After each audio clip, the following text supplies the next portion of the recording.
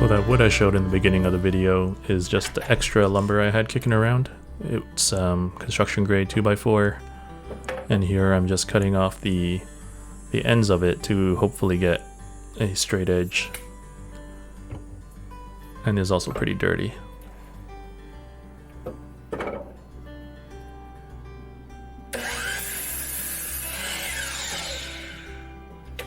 was also cutting off some screw holes that I had in there from when I had this for a little cart I made.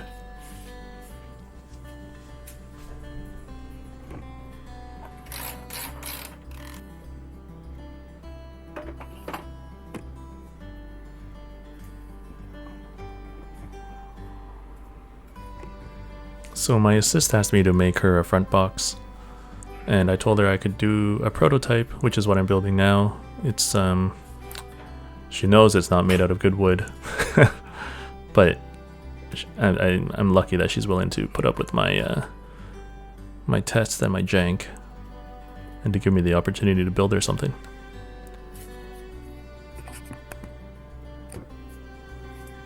So here I'm cutting the 2x4. Let's say in half. I'm ripping it in half to make 2 half-inch pieces. Where I cut, I guess I didn't show it because my body was in the way. But I cut halfway through one side, flipped it over, and cut the other side because my blade wasn't big enough. And here I'm pulling the planer out of my garage because I didn't want all the dust in my garage. And a planer makes so much dust.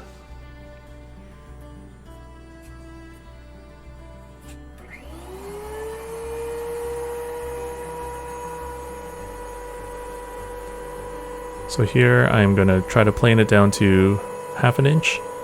The wood was pretty warped, and I was hoping, which worked out well, I was hoping that I could plane one side down like 1/4 inch, and then flip it around, and that'd be a flat side to reference off of, and then plane the rest of it down, and eventually get 1/2 inch thick, which is, I think that's what it is now. Yeah.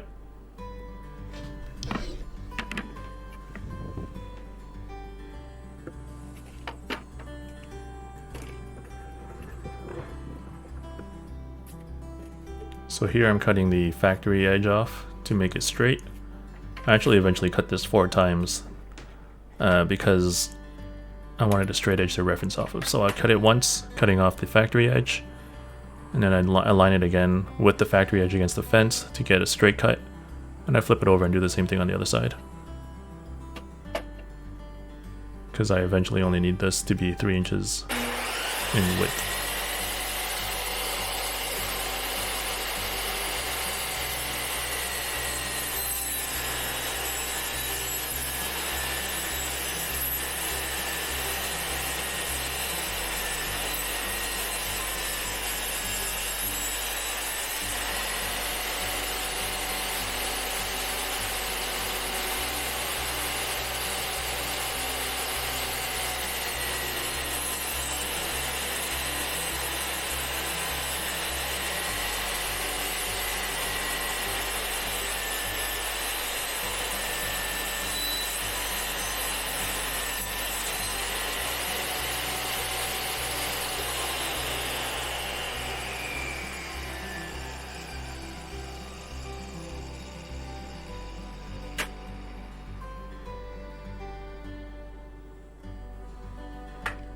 So here I'm measuring, making sure it's actually 1/2 inch, and it is.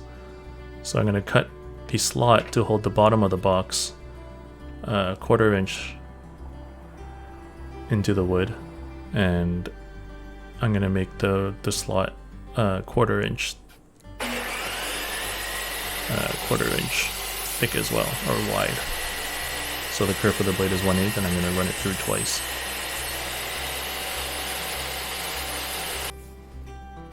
So here I'm cutting the edges, the sides of the boxes to size, to length. It's going to be 9 inch by 9 inch box.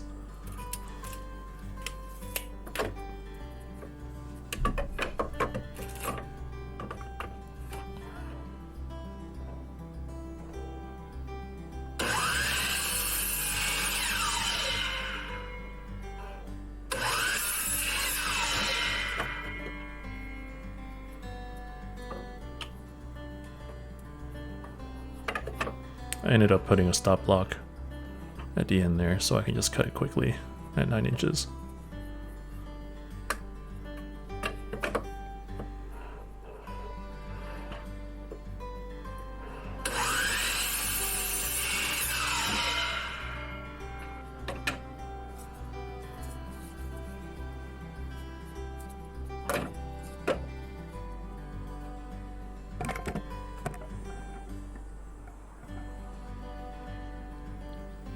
So here I'm cutting the divider slots. I was using that feather board to make a stop so I don't go through the slot for the bottom tray. But you'll see in a second that I made a boo-boo.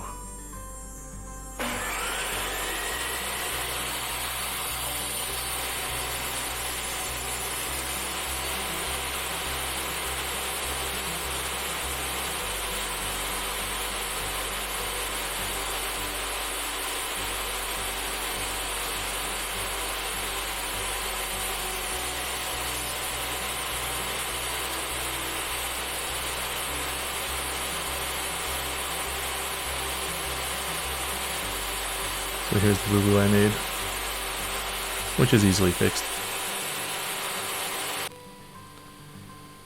I eventually just cut through all the way because I didn't want to use chisels to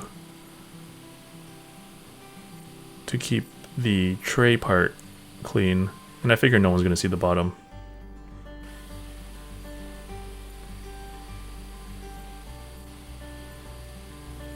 I just arbitrarily made the measurements for these dividers, which in retrospect you'll see later that I should have actually thought about the distance.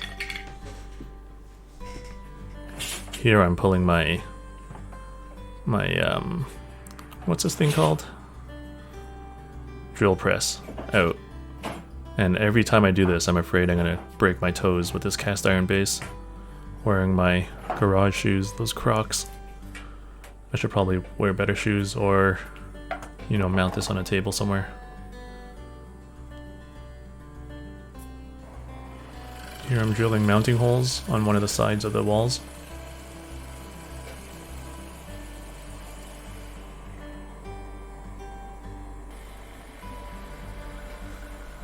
And I actually don't go all the way through, I flip it over to get a clean, so there's no tear out, to get a clean hole.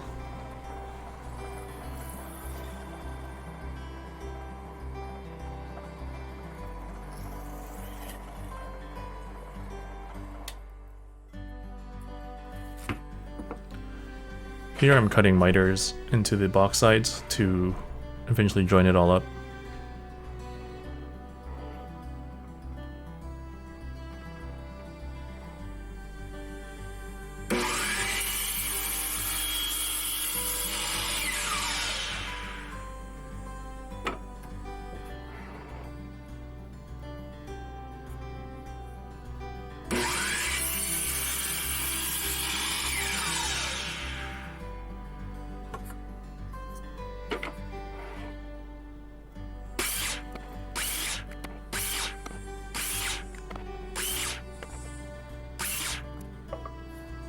And now is the glue up. This is the first time I've ever done something like this.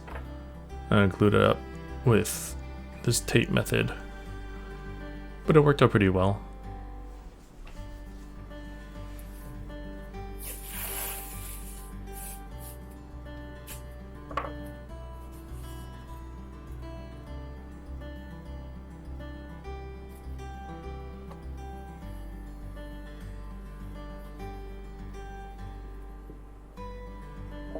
And you can see a little dry fit there. Seems decent.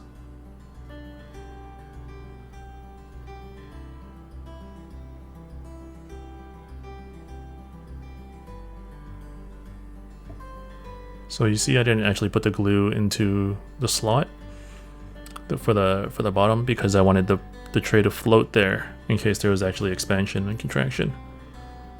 And here you see me fumbling with trying to fit the tray in there. Or the base, the bottom. It's actually a little too big, which is good because you'll see in a sec that I just go and cut it down to size. taking a little bit off at a time.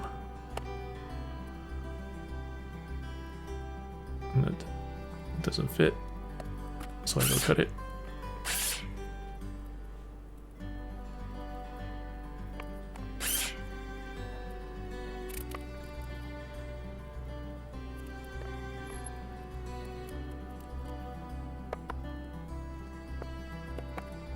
Here I'm checking for a square. Looks good. And then I'm going to cut the dividers up. Here I'm cutting the pencil holder. It's also by a 2x4. I'm just cutting it to the height of the box, which I just put that piece into the box and I drew a line.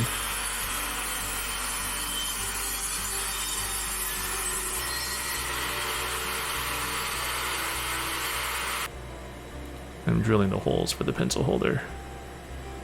Ended up doing 6 small holes, 1 1.25 inch hole, and then 3 1-inch holes. I don't know what the standard is for front boxes, but that's what I did.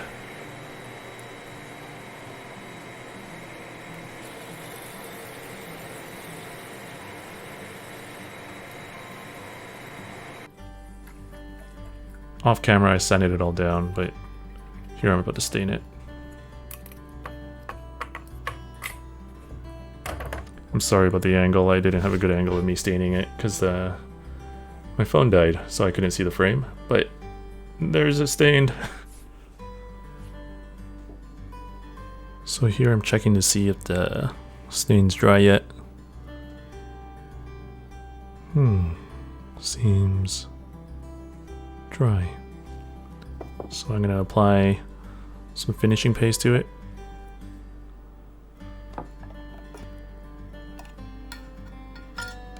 Sorry again for the horrible angle, it's I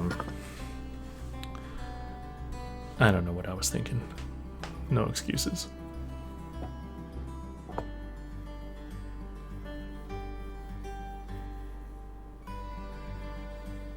So some of the stain was coming out, but I wasn't too worried because the wax would seal it all up in there, and it'll... Now correct me if I'm wrong because I'm no pro, but in theory the wax will seal it in there and the stain will just dry out on its own. Off camera I cleaned up the little extra bits of wax inside the divider slots. I was going to try to stain the insides of the divider slots, but I think that would have been really messy and it would have made it look a lot worse.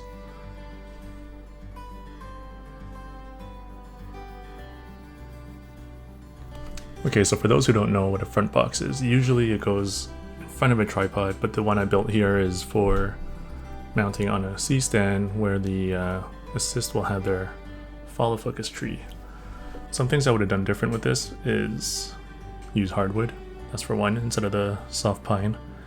And also, I would have made it a little wider and made it maybe probably a little deeper too. In total, it took me about 3 hours to build this, not including the stain and finishing of the wax. So that's not too bad. Here's some beauty shots.